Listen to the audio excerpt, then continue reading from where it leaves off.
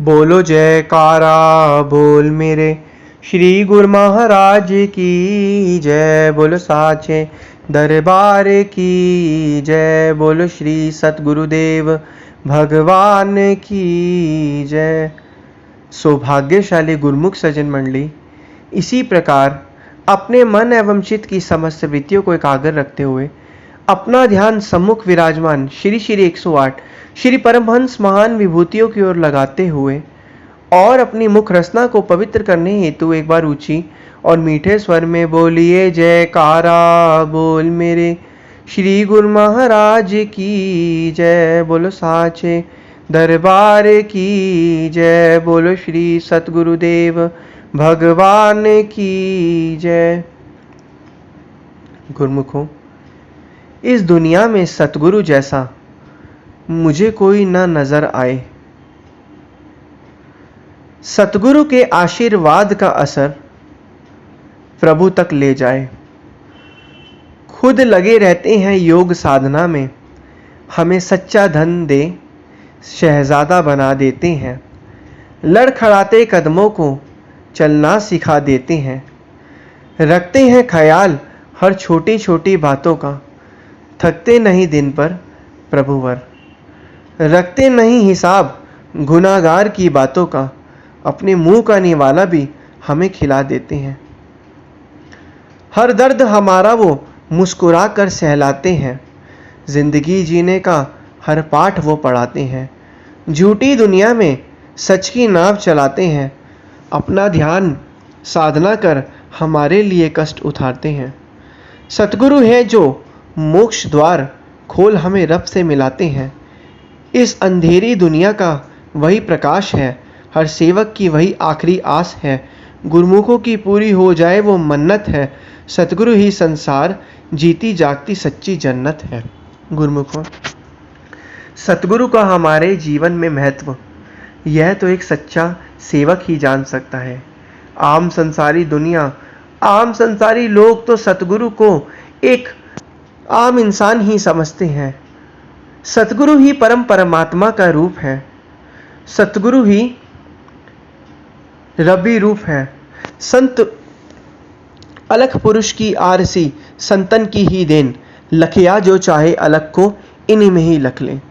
मतलब कहने का तात्पर्य यह है, जो भगवान को प्राप्त करना चाहता है वो परम पिता परमात्मा सतगुरु के दर्शन दीदार करे। सतगुरु के दर्शन दीदार करने से ही उसे परम पिता परमात्मा के दर्शन दीदार होते हैं। और यह दर्शन दीदार जीव को तब तक नहीं होते जब तक जीव का मन निर्मल ना हो जाए। जीव के मन के ऊपर जो इतने जन्मों जन्मांतरों की मैल परत जमी हुई है, जब तक जीव उस मैल और परत को हटा नहीं देता, जीव जो है सतगुरु के दर्शन दीदार को पा नहीं सकता। सतगुरु का दर्शन दीदार तो सभी लोगों को नहीं मिलता।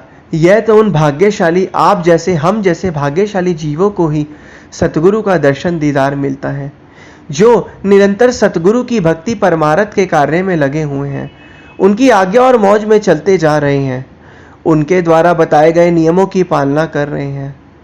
जो कि उनके द्वारा जो नियम बताए गए हैं, श्री आरती पूजा सेवा सत्संग सुमिरन दर्शन ध्यान श्रद्धा सहित नित्य सेवन जो करें निश्चित हो कल्याण।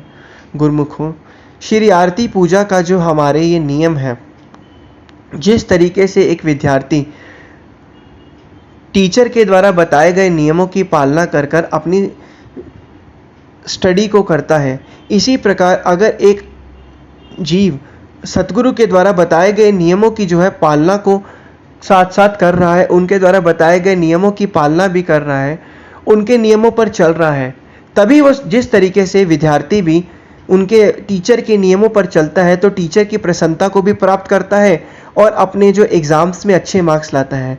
इसी प्रकार सतगुरु की आज्ञा और मौज और उनके द्वारा बताए गए जो नियम है, उन पर जब गुरुमुख चलता है तो इस भवसागर से तो पार होता ही होता है और श्री सतगुरुदेव महाराज जी की प्रसन्नता को भी प्राप्त करता है।